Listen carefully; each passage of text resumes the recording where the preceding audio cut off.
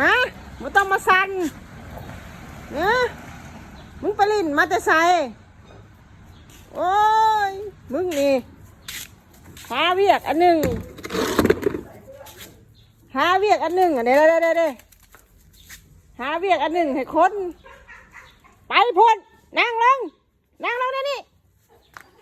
นั่งลงรถเบิ่งดูหัน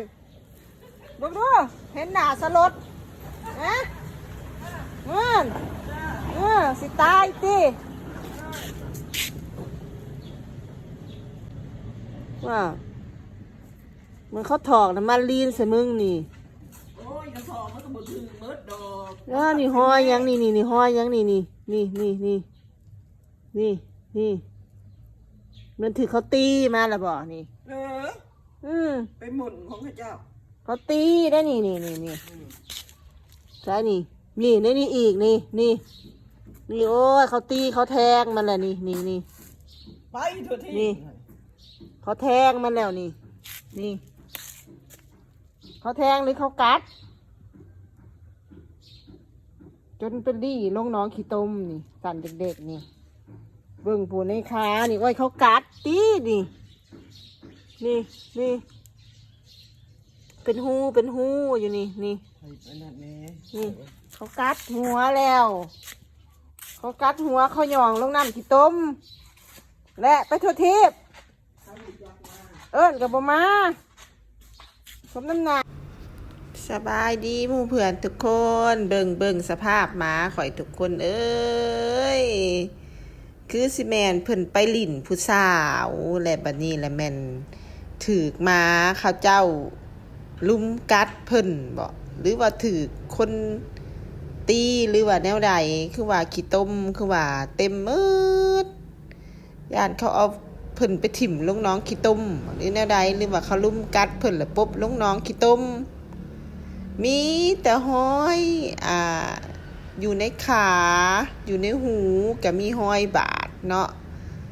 แต่อีต้นแบบมืดสภาพแห้งนะกระบอกสั้นกระถือเขาลุมกัดยันยิกหัวลงน้ำขี้ต้มเนาะเพิ่นไปลิ้นผู้สาวกับผู้สาวเฒ่าผู้สาวขี่เฮือนผู้สาวบ่อาบน้ำเพราะว่าบังเอิญมื้อนั้นขี่รถออกไปห้านแล้วไปพ่อเพิ่นเนาะไปพ่อเพิ่นอยู่ทางไปหั่นโอ้ยว่ะเจ้ามักผู้สาวกะมักผู้สาวเฒ่าแล้วซ้ำบ่นำขี่เฮือนบ่อาบน้ำสกปรกอีกผู้สาวเพิ่นไปมักก็ได้สิแม่นตีกันญาติผู้สาวบ่หรือถูกคนตีแต่เบิ่งทรงนี่สิแม่นบ่แม่นหมากัดเนาะเพราะว่าหมากัดนี่มันก็ต้องมีห้อยแขว2ห้อยอันนี้นี่สิแม่นถูกเขาแทงบ่แนวใดเพราะว่ามีแต่ห้อยเดียวเนาะมีห้อยเดียวแล้วก็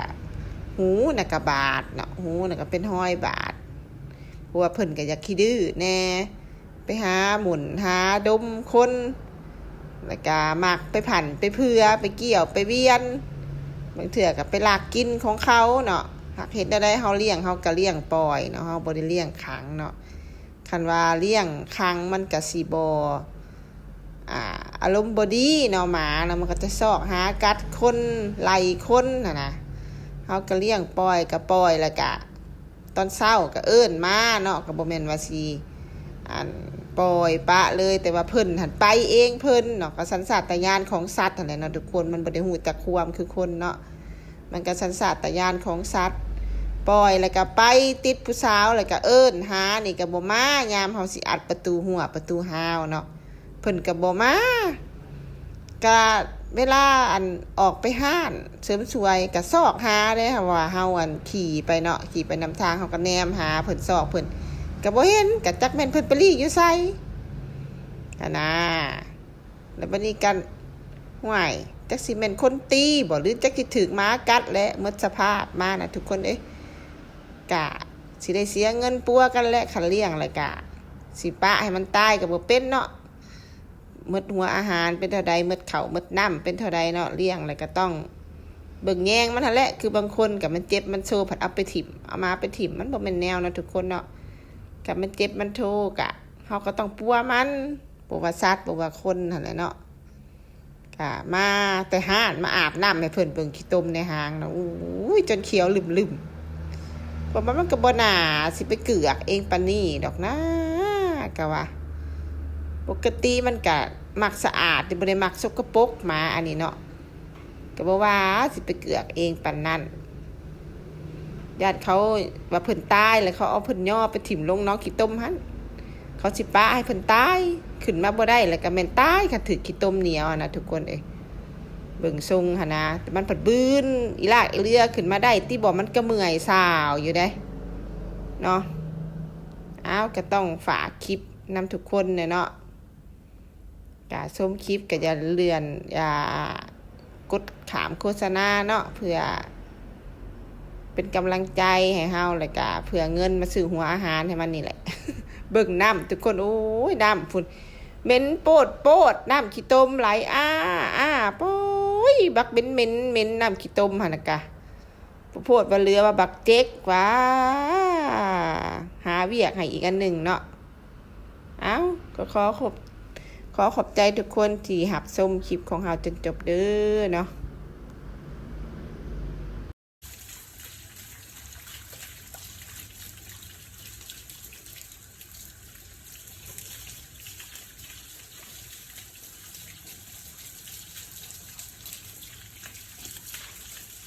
ข้าวเจ๊กจะมีติดเท้าห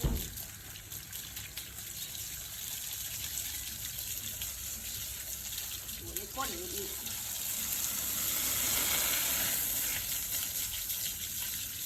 ขาเป็นเบื้องนี่ค่ะบาดเบ้อเลยนี่แดงคือเลยไปให้เขากัดอีก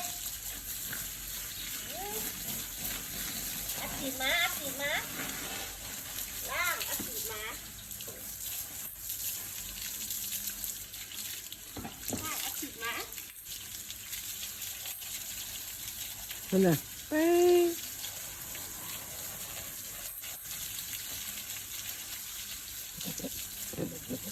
มันทางเขาแต่ชูหัวขวัญมัน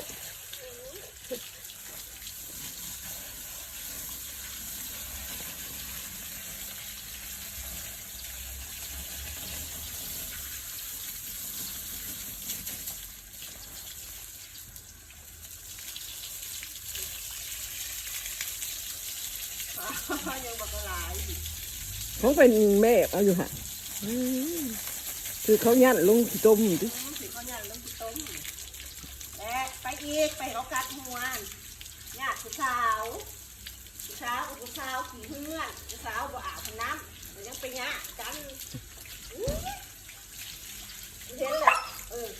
เห็นแล้วผู้สาวน่ะผู้สาวขี่เพื่อนบ่อาบน้ำ